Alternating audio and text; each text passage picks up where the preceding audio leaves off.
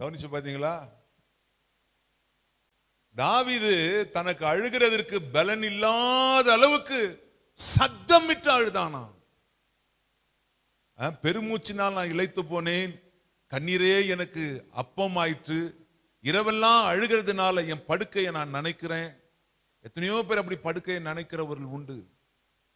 கர்த்தர் என் ஜெபத்தை இன்னும் கேட்கலையா, இன்னும் நான் எவ்வளவுதான் ஜெபம் பண்ணோம், இன்னும் எவ்வளவுதான் நான் போராடணும், எனக்கு பலன் இல்லையேன்னு சொல்லி அநேக தாய்மார்கள் தங்களுடைய பிள்ளைகளுக்காக அழுகிறவர்கள் உண்டு. தங்கள் குடும்ப கஷ்டம் மாறணும்னு சொல்லி அழுகிறவர்கள் உண்டு. தன் கணவன் திருந்தணும் என்று சொல்லி அழுகிறவர்கள் உண்டு. தன் மனைவி நேர்த்தியான பாதையில நடக்க வேண்டும் என்று சொல்லி விரும்புகிறவர்கள் உண்டு. என் பிள்ளைகள் எல்லாம் கர்த்தருக்குள்ள வர வேண்டும் என்று சொல்லி விரும்புகிறவர்கள் உண்டு.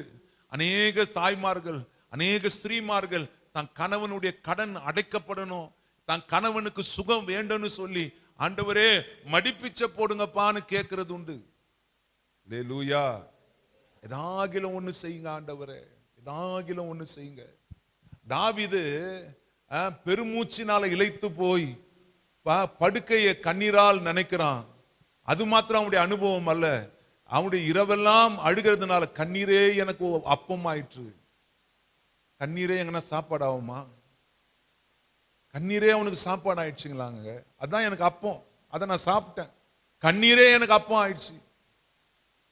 அப்போ இங்க சொல்றான், தனக்கு பலன் இருக்கிற மட்டும், பலன் போகிற மட்டும் சத்தமிட்டு அழ ஆரம்பிச்சான். அல்லேலூயா. ஆனா அப்படி தேவ சமூகத்துல சத்தமிட்டும் கண்ணீரோடும் பெருமூச்சோடும் இரவெல்லாம் அழுத மனுஷன் சகலவற்றையும் அவன் திருப்பி கொண்டான். கரத்தை தட்டி, இந்த முதல் நாள்ல நீ எதெல்லாம் இழந்திருக்கிறாயோ அத்தனையும் நீ பெற்றுக்கொள்வாய்.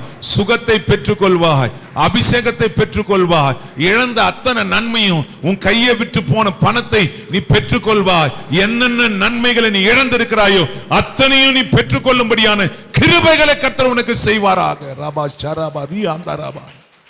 ஆண்டவரே என் கண்ணீரை நான் ஊற்றுறேன், ஆண்டவரே என் கண்ணீரை நான் ஊற்றுறேன் ஆண்டவரே. மனுஷனுக்கு முன்னால் அல்ல, அன்ற குடும்பத்தாருக்கு முன்னால் அல்ல, அன்ற எந்த மனுஷங்கிட்டையும் போய் நீ காலை பிடிச்சிட்டு கெஞ்சினா கூட அவன் காலை உதறிட்டு போயிடுவான். அதான் உலகம். நான் தேவனுக்கு முன்பாக நீ கதறி அழும் பொழுது உன் கண்ணீருக்கு பதில் உண்டுன்னு கர்த்தர் சொல்றாரு. கண்களை அப்படியே மூடி நாம் ஜெபிக்கலாமா? கண்களை மூடி தேவ சமூகத்தை நோக்கி பார்க்கலாமா? காலையில் 5:30 மணி ஜெபத்திற்கு வந்து கலந்து கொள்ளுங்க. இன்னும் உங்க வாழ்க்கையில பிரயோஜனமா இருக்கும். இந்த